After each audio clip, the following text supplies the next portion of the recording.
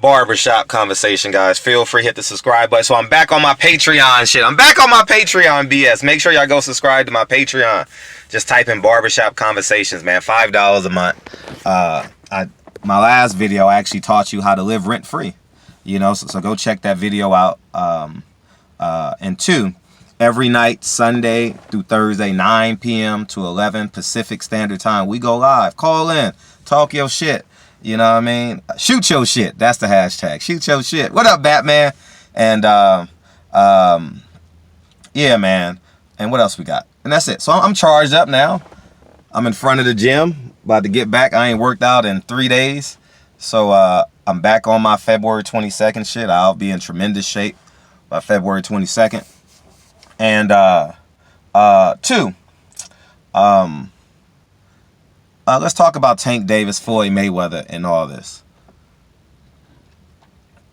In my humble opinion, pride, ego, and selfishness could be the fall of Tank Davis and Floyd Mayweather. And I'm not choosing sides on this. I'm just going to tell you what I saw and how I interpreted it this weekend.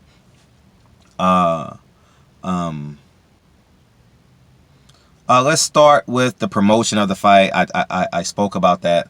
Floyd Mayweather didn't promote the fight. I haven't been to his social medias, but I haven't seen if he promoted the day of or whatever the case may be. I don't know. But I will say that he didn't promote the fight up until, I don't know when. But I know up until Thursday, I didn't see nothing on this page. With that being said, let's get to the weigh-in. Now, the weigh-in was at the compound. If you're in Atlanta, you probably know what it looks like. It's like in 3 layers. There's an external outdoor foyer area, which is really, really big. And then there's like a bottle service area with tables. And then down on the bottom is like the dance floor and the stage area or whatever, where they had to actually weigh in, where the athletes actually weighed in. And it was really busy in there. Really, really busy in there. And for those of you who don't know, I'm the guy that sits in the back. Even though I know everybody and can have a conversation with everybody, or many people. I'm not going to say I know everybody, but I can have conversations with many people. I always choose to sit in the back and see how the damn event flows. You know what I mean? Positively or negatively. Same thing I did in Arlington when I wanted to see how Terrence Crawford moved with his fans and see how Earl Spence moved. And I typically do that. You know what I mean? And that's just the reality of who I am. You know, I'm inherently that way.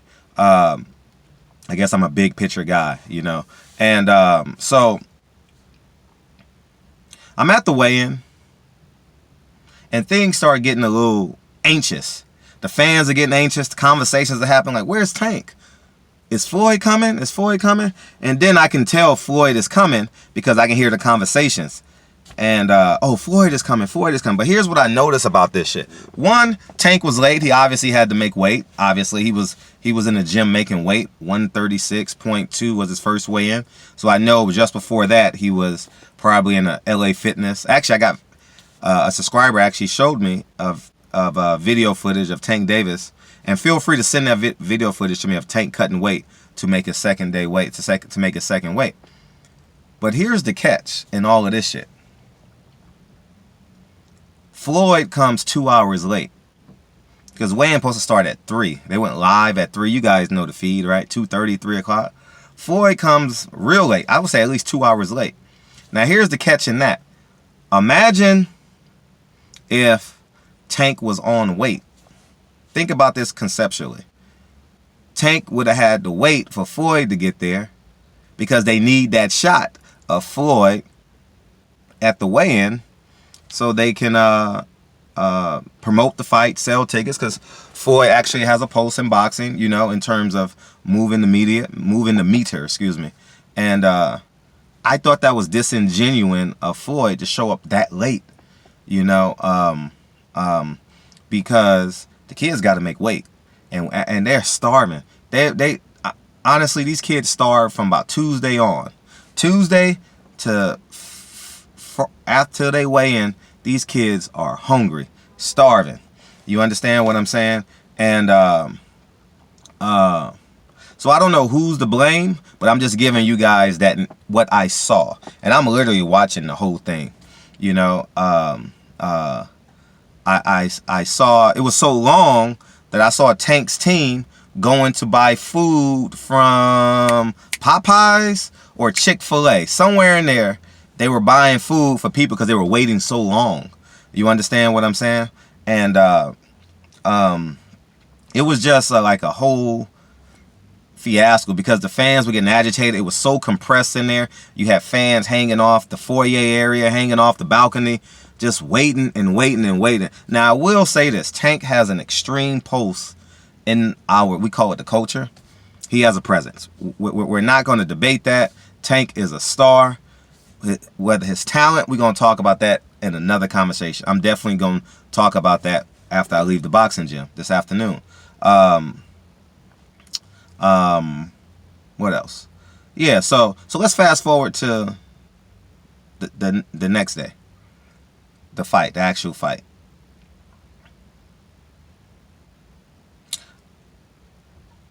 Floyd gets there in the middle of Badu Jack. Mind you, I told you, I'm the guy that's putting things in perspective. He gets there, the Badu Jack fight, right? And about the second or third round, somewhere in there, I don't know exactly where, but he watches the fight. Obviously, you see his reaction on my page. And now we get to the Tank fight. Floyd is intentionally on the other side of the ring. He's intentionally on the other side of the ring. And not in Tank's corner, because you know you always need that shot.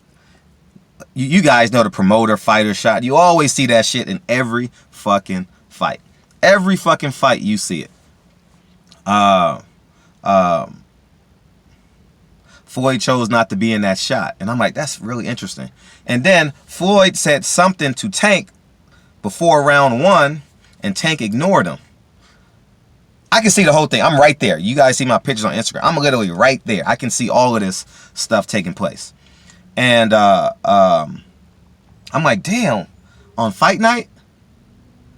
I have a video from about a year ago. Never on game day. I don't give a fuck what you've been through, what you're going through. Pride, ego, selfishness goes out the window. Let's win this, and then let's argue in the locker room, okay? How about we do that, right? And so I was like, this is weird. I feel like obviously people aren't on the same page, but I thought that on game day that it just all goes away because there's a lot of money on the line. Like, Tank Davis is his only star. Is his only star. He has a bunch of fighters who have potential. Rolly and all these young kids have great deals of potential. You understand what I'm saying? But as of right now, he's the only one selling tickets, right? Now, fast forward to the end of the fight. Floyd didn't come in the ring. And he's very noticeable because he's a shiny suit man. What P. Diddy say? Shiny suit man. You know, he has that. And that's rather interesting that he didn't walk in on the decision because, again, I say that promoter shot 100 out of 100 times. You're going to see that promoter shot, right? Where he's behind his fighter and he knows, all promoters know where the cameras are. All right. And it's important that they get, because like you said, there's millions of people watching, and we will never know the replay value because they're going to cut it up on Instagram, Twitter, Facebook, YouTube. People going to steal the clip. It's million. It has so much value that you can't even quantify how much it's worth. So promoters need that shot. Right. Now, here's what I say in the whole situation. Leonard Ellaby said he has a star in Tank Davis. Leonard Ellaby says he has a superstar in Floyd Mayweather. Someone got to step in and fix this shit. I'm not trying to implode or explode the situation, but I would hate for selfishness, pride, and ego to get in the way of someone reaching the apex. Floyd is currently a promoter. Floyd has the potential to be the most powerful man in boxing, if not boxing, in sports and entertainment. You know, but I saw a lot of pride and ego and selfishness in both of them because the lack of preparation on Tank. Go watch my Calvin Ford interview. This ain't speculation. I'm just laying out what I visually saw this weekend. You understand? And from me, from a human perspective, regardless of how I feel about a person or a certain situation, I would hate for their wings to get clipped. It's just who I am as a human being. Like, I I talk as much shit as I do, but I never ever want to say, man, he didn't reach his full potential. And how this is going to be fixed, they either sever their ties, or Leonard Elby, Leonard Elby, you got a hell of a job to do. You understand what I'm saying? And it is what it is. Something has to be said. Maybe this video is the genesis of healing. Maybe the genesis is the healing of common sense. Maybe this video is the genesis of them realizing, hey, let's get this money, man. Hey, it's gonna take all the 5 heartbeats to sell this out. You know what I mean? It's gonna take all of us. It's gonna take all the whispers, all the temptations, all the Leverts. You know what I'm saying? It's gonna take all of us. We can't do this alone. You understand what I'm saying? And we got to sit back and see, because I just really hope that Tank flies into the apex of his career and Floyd flies into the apex of his promotional career. You know what I mean? And the reason why you say, Fred, how do you know this? Because history tells me this. Because I'm a human. You understand what I'm saying? I'm not no motherfucking robot. I don't predict the future, but my reactions and my mindset goes back to common sense and practicality. You understand what I'm saying? Practicality tells me that because Floyd 2 years ago on the Jared Hurd, Laura on Showtime, he said he called Top Rank to make the fight with Lomachenko. But 2 weeks before that, he said Tank wasn't ready. Something happened there that I'm not going to elaborate on, and I never ever will. But I know what happened, why Floyd imploded on that day. But let's fast forward. You know, there's shots of Tank with Floyd's girl Yaya. You know what I mean? I've seen Floyd with Yaya many times for years. You know, it's actually on my video. Floyd brags about, which he has every right to do, brags about buying her a Bentley, you know, and mind you, all of this, right? I'm saying all of this to let you understand that pride, ego, and selfishness can get in the way of people getting to where God wants them to be. You know, I don't know what can happen. I know Tank is a hell of a talent. Tank showed some holes this weekend. I still think he's a hell of a talent. I'm gonna talk about the actual fight at some point, but I just genuinely believe and hope, Leonard, fuck all that choosing side shit. You got to stay in the middle, hold these motherfucking hands and say, we gonna fix this fucking problem. You understand? Because it's too visual now. It's too visual to fight fans now. You understand? And if it's visual to fight fans, then the question is going to start coming. You know what I mean? Then you're going to get outbursts. Then Tank not going to be talking to Floyd. Floyd talks in riddles. Floyd going to start talking in riddles. And then next thing you know, you have an implosion. And there you have it. So, Tank, I'm interested to see what happens next with Tank's opponent. In my humble opinion, the same way I feel about Tank is the same way I feel about Anthony Joshua. You're a world champion. I know Tank has a JV belt, but he was a world champion at 130. Was he a belt holder at 126? I think he was. You're a man now. Man up now. Go get a biz now, nigga. That's what Nip say. You know what I mean? And your business is the sport of boxing. You're a prize fighter. And I'm going to hold him to that same standard. You understand? His vulnerability makes him easier to like. You know what I mean? You can see it in his interviews. You can see how he moves. You know what I mean? He's into that new money. And I'm going to speak from experience. When I first started getting that NBA money, when I started training, I bought jewelry. You know, I've talked about this extensively.